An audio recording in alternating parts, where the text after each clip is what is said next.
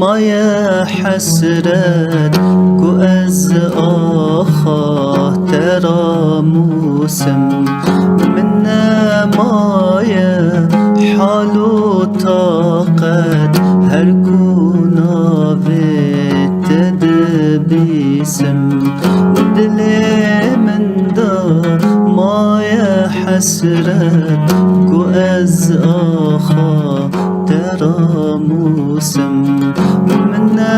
مایه حال و طاقت هر کونا ویت بیسم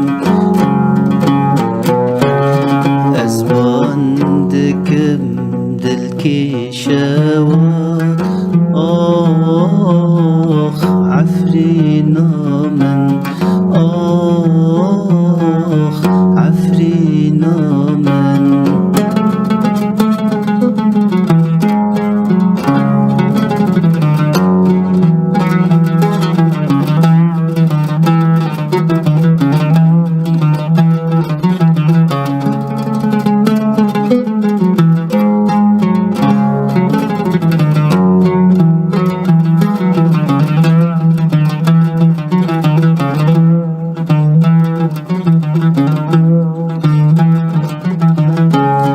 سر آخات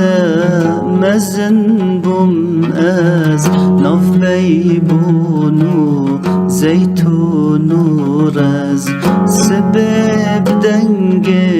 زنگل و بز هشیار دبم جخوی از سر آخات مزن بم از ناف بیبون و زیتون و رز سبب دنگ زنگل و بز هشیار دبم جخوی از باندکم دل کی شواد آخ عفرینا من آخ عفرینا من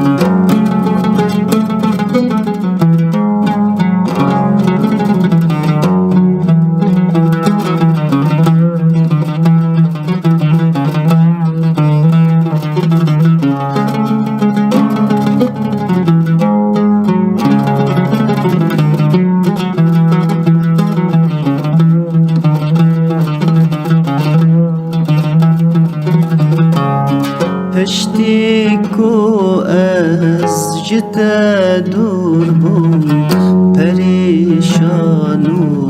پرگنده بم روژه کج